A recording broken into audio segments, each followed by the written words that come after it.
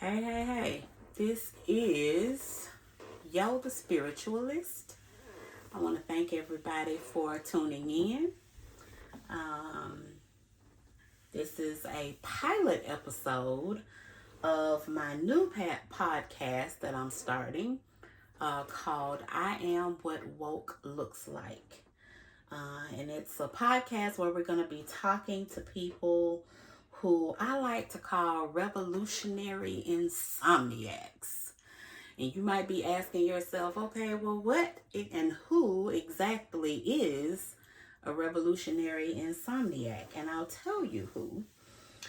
These are people who are relentlessly busy waking up people's souls.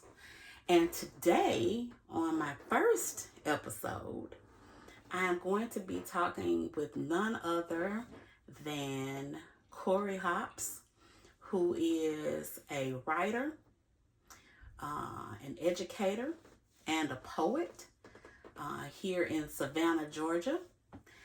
And this is quite a pleasure for me because not only is he all of those things, he is also my husband. And no, I did not have to twist his arm to get him to come and do this. He did it willingly, okay? So, Corey has just written a new book that will be out for publication soon. And the name of this book is called Freedom Summer.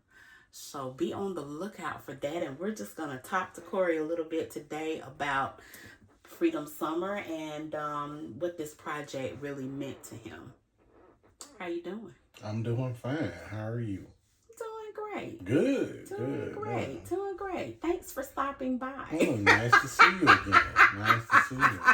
Yeah, it's nice to see you as well. So let's just dig right in. And I want you to tell, people who are out there listening, at what point in time in your life did you decide to be an author? And what was your path to publication? What point in time did I decide to be an author? I've written since the time I could write. I've written little stories and little anecdotes and little scenarios, and I used to make them up, and then I would put them down on paper, and I would bother my mother to make her listen to them. And I used to say things like, I want to be a writer or I want to be a poet. And, my path of publishing or publications were, I wrote a couple of small pieces for the local newspaper, and then my writing partner, Rashawn Bolden, who we wrote a book way back in 2006 called Urban Journalism. It was a book of poetry, and then now I've come out with a novel on my own called Freedom Summer. Okay. And shout out to Rashawn. And if you guys haven't already picked up a copy of Urban Journalism, there are still several available for your reading pleasure. So make sure you check that out as well. All right, so but we really want to focus today on Freedom Summer and just talk about where you are with the process. What have you enjoyed most about this process, and tell us a little bit about what the book is about. Okay. What I enjoy most is just building the book itself. I'm an independent writer, so I publish things independently. I enjoyed the process of learning how to build a book, put the book together. I mean, I knew that before, but I had never really done it on my own. And I did it entirely myself. So I had to re-educate myself on how to build a book and the parts of a book and how to make sure the book looked like a book. Of course, my favorite part was writing the book. I've been having this story in my head for a number of years. Yeah. And it was all composed. So I knew exactly what was going to happen. Right, where you wanted to go with it. And the direction I wanted to go. So after I wrote out the story, it was just building the book. And that was really good because that's a skill that I hadn't used. So now I've used that skill, and every time I write a book from now on, I'm going to build it myself. I'm not trying to look for a publisher or anything like that. Yeah, you're going to do it organically. Right. Exactly. Okay. So, and I love what you said about that, doing it your way, which makes it more authentic, I think, to the readers. And I can see where in, the first book you wrote, Urban Journalism, or co-wrote with Rashawn Bolden, being a book of poetry. So that was a different set of dynamics. Right. Right. So now you've gone from poetry to being a novelist. Right. So whole different ball game. Did you find that process vastly different, or were there some similarities to that? For me, the process is a lot different just because when you're writing poetry, you're having these small bursts of creativity. You get inspired, you see something, and you write about it, and you get in, you get out. Right. When you're doing a story, you have to sit in it, you have to be in it, and you have to stick with it. So it was all about consistency and being present every day that I wrote in that story. And mind you, I don't write every day. I'm not that disciplined. Right. But which is fine. Every day that I do write, I am in that story. I am there. You're intentional. I'm moving with intention every time. Makes sense. Yeah. Okay. That makes perfect sense. So would you say that with this particular work, would you say that there was anything that just kind of stood out for you? Any new quirks that you developed, or did you see yourself falling into some of the same patterns that you were in when you initially started writing, or do you feel like you've evolved, I guess I want to say, as a writer? I can see the growth in that. I see the growth when I write poetry now and when I write stories. And the growth is about being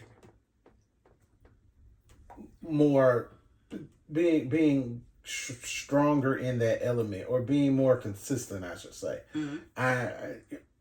And disciplined. When you write a poem, I write out a poem, and I'm really good at writing poetry. Right.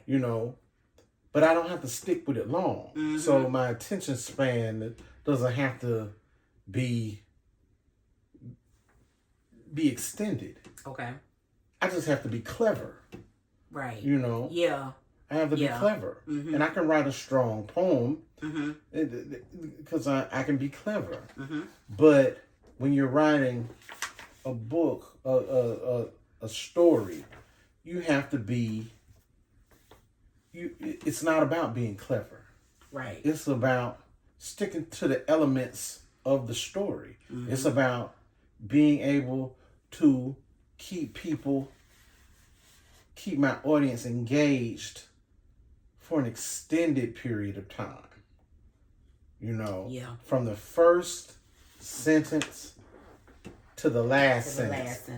I have to keep them engaged. Gotta keep them hooked. Yeah. Gotta hook your reader. Right. So that's a perfect way to segue into this book, and I want you to tell us, what it's about. My original question was if you could describe it in 10 words or less. How would you do that? But you and I are both probably far too long with it to describe anything. I'm too wordy. I'm too wordy for that. we do too much. Yeah, we do too much wording for any of that. So just tell us a little bit about what the book is about. Freedom Summer is about a family searching for justice. Mm-hmm. In that the patriarch of that family is murdered. That's no secret. That starts, the right. book. But it's how they search. It's the search for justice and the journey that family, and in particular, the son of the patriarch, how he searches for justice for his father. Okay. You did well. It was not 10. It was not 10 words, but it wasn't very wordy. I did all right. It wasn't very wordy. All right. So, and of course, I've already read it. But I want you, again, this is not about me. I want you to tell us a little bit about the characters. Like, who was your favorite character to write? And why is that person your favorite? Okay. For me, my favorite characters, they kind of changed. Mm-hmm. Because then I think about, if you had asked me this question 2 days ago, I would have gave you a completely different answer. So today you asked me who is my favorite character. Mm-hmm. And I'm thinking my favorite character is a gentleman in the book called Old Punk. He's my favorite too. And it's because he's my favorite too. He is not what you see. Mm-hmm. He is not what he appears to be. Right. It's kind of a mystery. He's a mystery. Yeah. And he's way more than he appears. Yeah. He is so much more. And when you finally find that out, when you read the book, you finally find that out. You're like, but wait, mm-hmm. And what? Mm-hmm. And that the development of his character was kind of cool, mm-hmm. because he's not in the book a lot. Mm-hmm. He makes little appearances here and there. Yeah. And every time he makes an appearance, it's meaningful. Yes. Very. Very profound. Very profound character. Characters like that, I consider them to be layered. Right. There are some layers and maybe a few hidden nuances with this character, but he by far got my attention in the beginning when I met him, and kept my attention throughout the book. And I remember as I was reading it, I was saying to myself, when am I going to see or hear from Old Punk again? Right. And every time you hear from him, every time you hear from him, it's funny. Yeah. He's kind of humorous. Yeah. And you don't take him seriously. Mm-hmm. But you have to take him seriously. But you have to take him seriously, because he's doing way more. He's way more than you think he is. Yeah. Way more than what you think he is. And he's kind of like that character. It brings to mind that quote from one of my favorite movies, Independence Day. And I don't know if you remember when the president was giving that speech when they were about to go out and start fighting, with these aliens or creatures that come from another planet. And he was like, we will not go silently into the night. And that's Old Punk for me. He's not going silently into the night. No. He's way He's way tougher than that. Yeah, oh, he's way tougher than that. So, would you say that you chase the squirrel when you're out there, developing these characters? Like, do you finish a character before you develop another one? Do you completely develop the character before you start with another one, or do you just kind of let them unfold? Just kind of, I don't know, intuitively. Instinctively. It has to be intuitively for me. I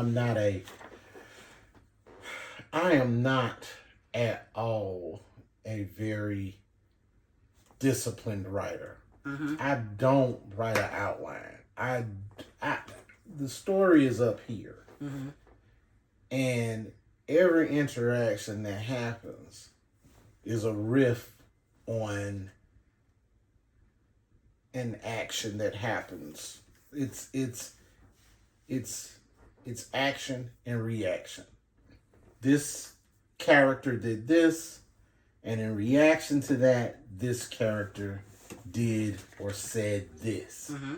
So I'm not, these characters, when I start writing, these are not fully developed characters. Mm-hmm. Because when you're having a conversation in real life, if you don't know what you're going to say to a person. Right. You don't know how you're going to react to a person.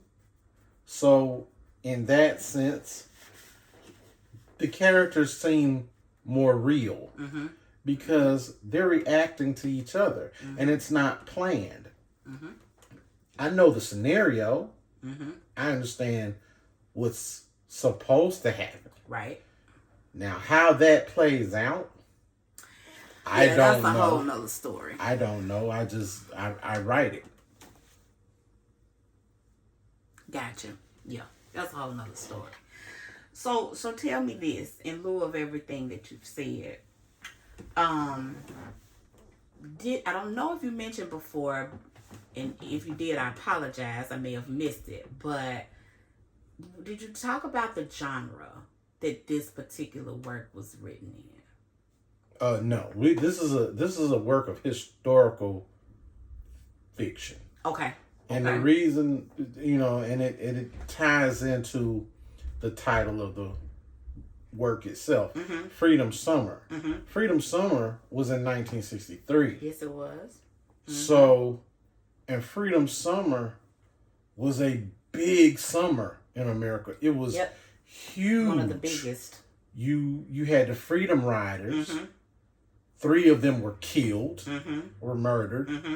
You had Medgar Evers' mm-hmm. death. Mm-hmm. You had Emmett Till's death. Mm-hmm. And I say death, but I should have said murders. Murder. Another murder. They were assassinated. Yes. You had the March on Washington. Mm-hmm. You had all of these it's things a huge time in the civil happening rights movement.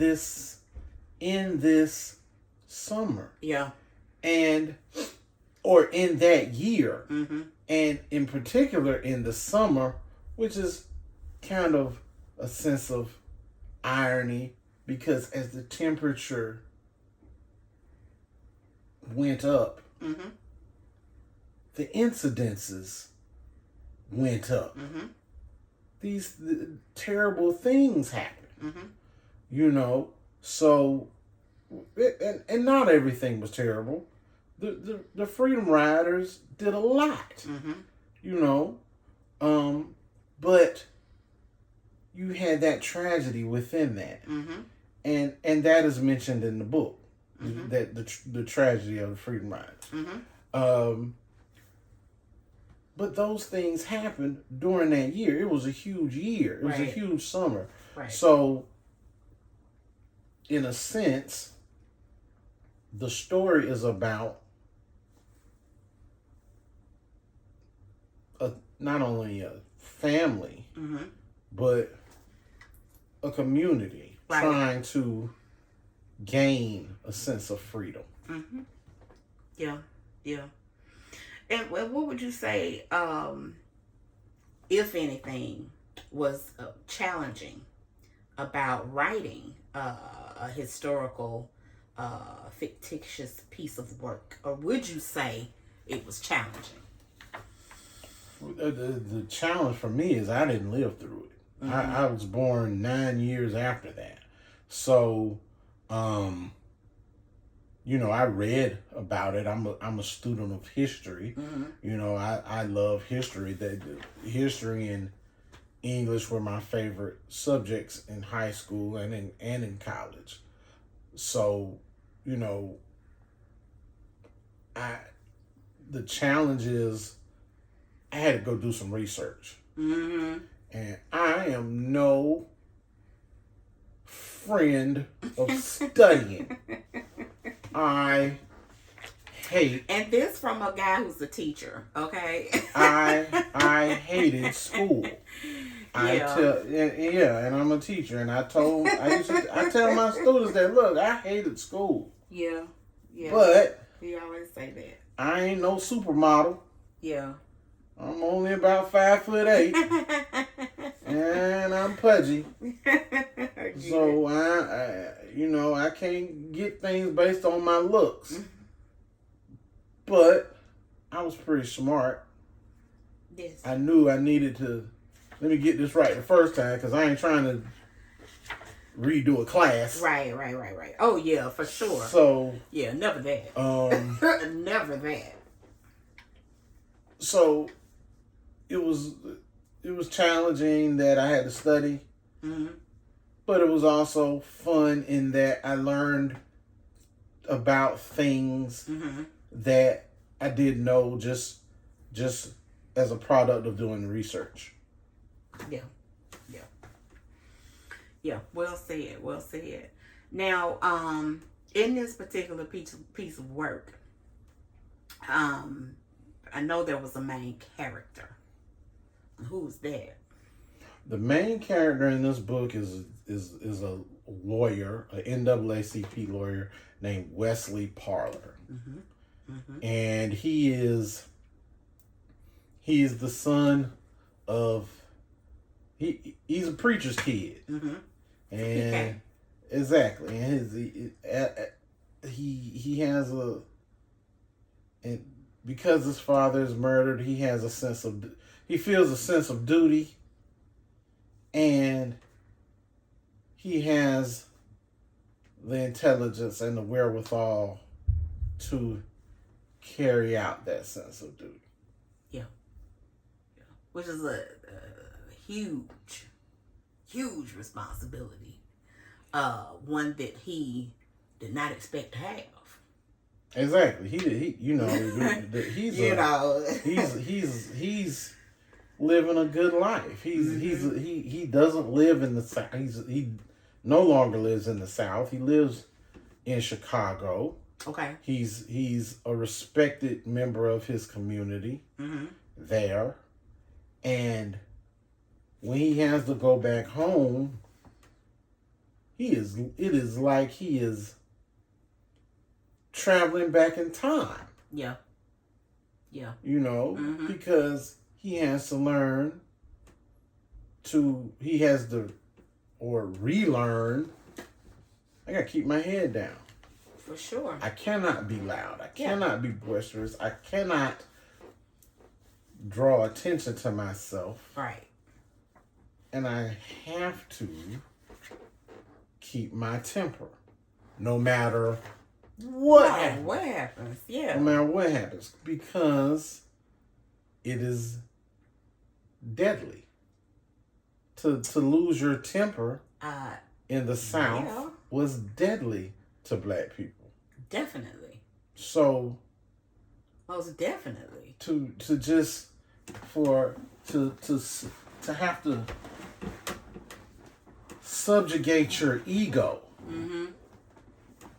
for a man of that amount of intellect was, I would imagine, in real life, would be a Herculean challenge. Yeah.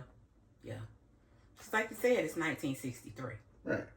It's freedom something. So you have to know how to play. Yeah. You got to remember, how do I play this game? Right. Exactly. So what would you say with this piece of work, and of course, this is again, it's historical fiction. So, and what I think I like most about historical fiction is it's not based on a true story, but it does have some truth elements in it, laced with a little bit of history. So, with that being said, what would you like for people to take away from this book when they read it? I want them to take away the book. No, I want them to buy the book and take it away with you and then read it. And then read it. Yes. Honestly, what I want people to take away from this book is that, of course, I want them to be entertained. Mm-hmm. It is entertainment. Mm-hmm. But I also want people to understand that justice is important. It is important. Mm-hmm. It is important for us to try to do the right thing, even if it is scary. Right. Even if it is dangerous. Yeah. Even if it is tough. Mm-hmm. We don't have long on this earth. Right. Are you going to be a coward? Mm-hmm.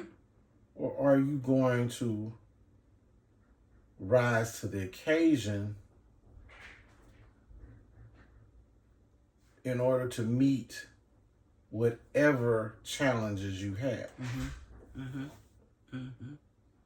Yeah. Yeah. Cause I always say life is hard. Choose your hard. Exactly. It can be hard with you deciding not to do anything. That's hard. It's hard to sit there and see injustice play out and not do or say anything about it. It is almost as hard to be actively engaged in the process of fighting injustice. So choose your heart. It is. But it's also liberating. Choose your heart. But it's also liberating. Right. Very liberating. Because if you know that you are fighting the fight that you're supposed to fight, it's liberating. It's a good fight. It's a good fight. So, all of that being said, I want to kind of switch gears a little bit and talk about to date, what's been like the toughest criticism that you've received as an author. Oh, wow. The toughest criticism I receive as an author is generally from myself. Mm-hmm. I'm really tough on myself as an author. Yeah. Because I want it to be right. Mm-hmm. I want it to be entertaining. I also want it to teach a lesson. Mm-hmm. Whatever that lesson may be. Or maybe not teach a lesson, but you gain a lesson from it. Right. I want that to happen. So I'm thinking critically about those things. Mm-hmm. What is this saying? Mm-hmm. What is this purpose of this piece of literature that I'm writing? Mm-hmm. I think about that. And there was a second part of your question, I think. No, but it was going to be a second part, so you read my mind. Oh, okay. This is a podcast. Don't do that. Okay, I'm sorry. I'm sorry. I didn't mean it. They're going to be on to us. I was going to ask you as well, what was your best compliment? So initially I said, what's the toughest criticism you've received as an author? What is your biggest compliment that you've received as an author? The biggest compliment? Mm-hmm. And who from, of course, if you would like to share that. my good friend and sometimes writing partner, Rashawn Bolden, he read the manuscript and he called me. He's like, "Man, you a genius." Now, as I have been reminded Shout out to Rash. many times by many people in my life, I am not a genius.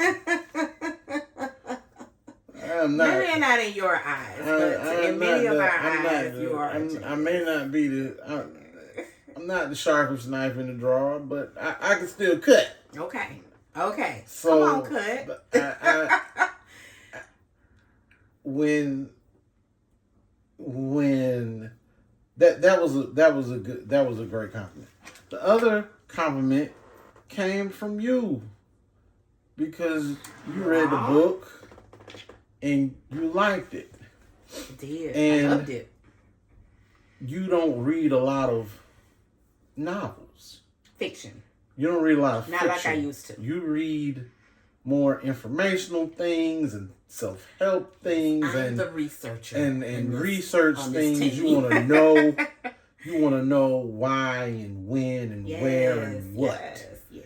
And if I can get the two of you to say, yeah, that's good, then I'm usually okay. I'm like, oh, okay, well then, I know that other people will like it. Will probably, be able. It'll be well received. So and you're not very into, like, even with poetry, you're not very into poetry, and if you like it, I'm like, score. I'm good. I'm in there. I can go recite this, and people will love it. Yeah.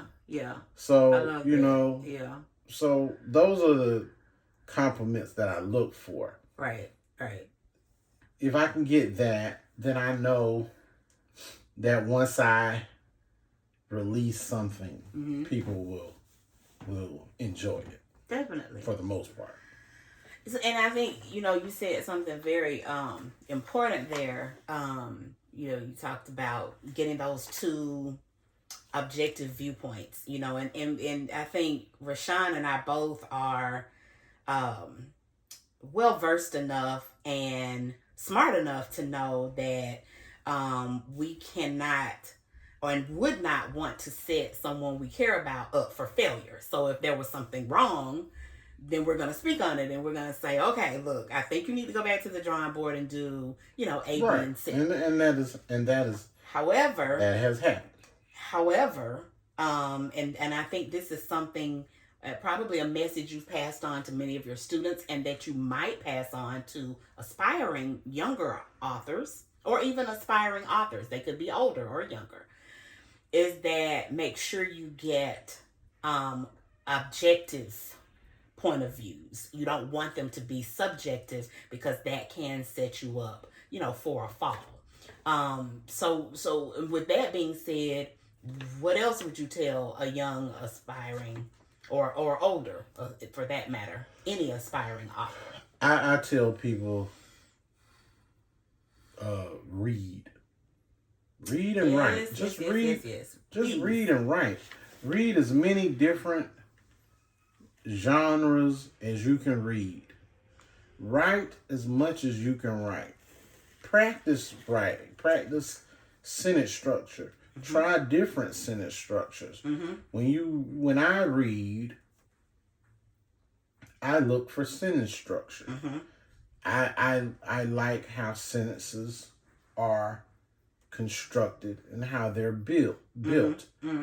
Some of them are built beautifully. Yes. One of my favorite writers, James Baldwin, wrote beautiful sentences. Yes, he did. And I've never read anything by him that I did not like.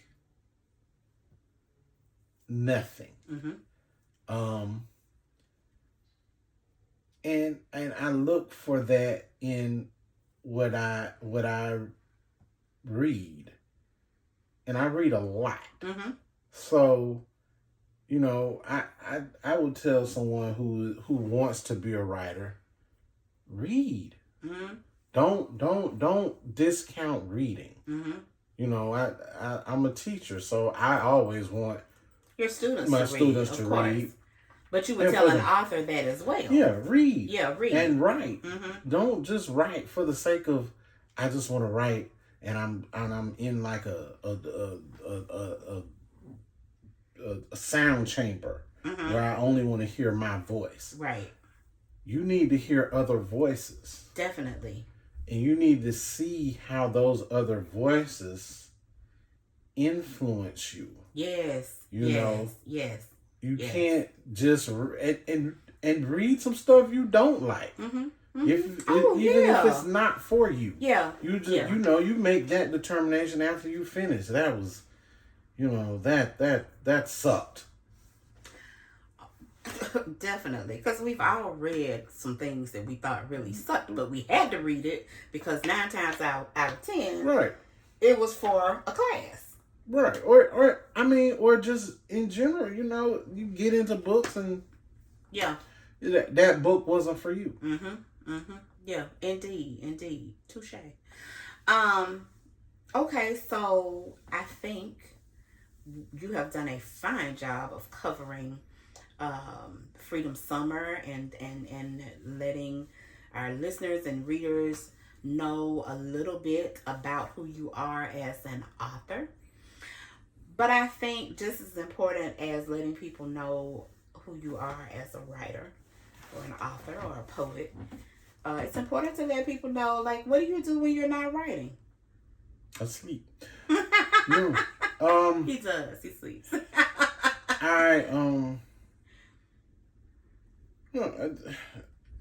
I teach, I cook, I write, I read.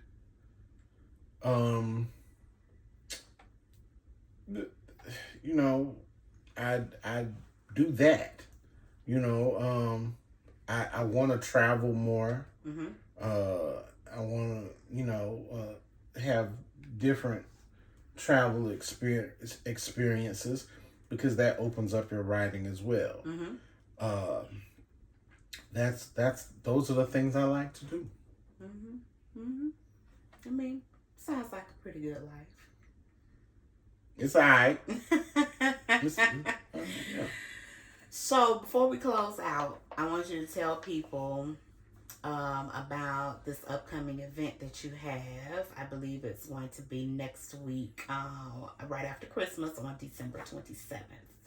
On December 27th at KB's Cafe in the Oglethorpe Mall in Savannah, Georgia, from 6 p.m. to 8 p.m., there will be an open mic. I will also be having a book signing, and I will read an excerpt from my novel.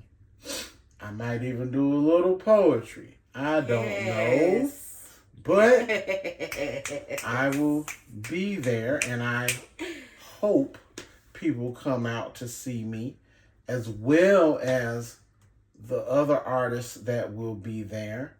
And we try to get some very good spoken word artists to come out. Mm-hmm. So I am very excited about that because my book will drop on that day. Yes. So you heard it here first. KB's Cafe in the Oglethorpe Mall here in the beautiful city of Savannah, Georgia. 7 p.m. 6 p.m. to 8 p.m. 6 p.m. to 8 p.m. Get me right. That would be like me to show up at 7, but no, I promise to be there on time. Please be on time. But please stop by. Pick up a copy of Freedom Summer. I promise you will not regret it. It is a page turner. Held my interest, and that is something that is very, very hard to do. Corey Hops can tell you that. He has first hand knowledge. of the fact that my attention span is not quite as long as it used to be. But if you're looking for a good read, a good piece of historical fiction, I promise you, you will not be disappointed. Tell people again who you are. My name is Corey Hops, and I am what woke looks like. Thank you for stopping by. Bye.